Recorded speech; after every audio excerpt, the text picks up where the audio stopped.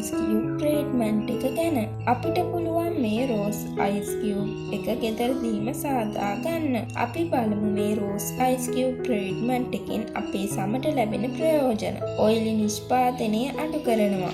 හම එල්ලා වැටීම පාලනය කරනවා. ලේ ගමනාගමනය පාලනය කරනවා. ඇස් වටා අඳුරු ගතිය පාලනය කරනවා. ඇක්නි පාලනය කරන්නත් මේ රෝස් අයිස් කියුබ් වලට පුළුවන්. අපි දැන් බලමු මේ රෝස් අයිස් කියුබ්ස් එක සාදා ගන්නා ආකාරය. රෝස මල් කිහිපයක් ගෙන පෙති ගලවන්න.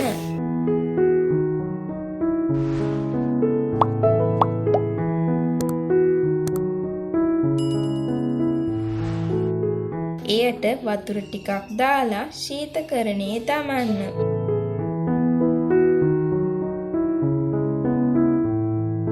රෝස් අයිස් කියුබ් සෙට් වුණාට පස්සේ මුහුණේ රවුමට අයිස් කියුබ් ගෙනියන්න.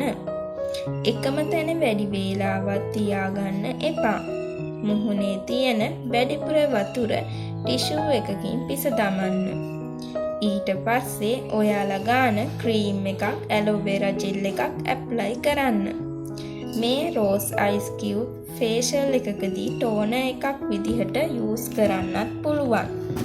ඔයාලා try කරලා බලන්න.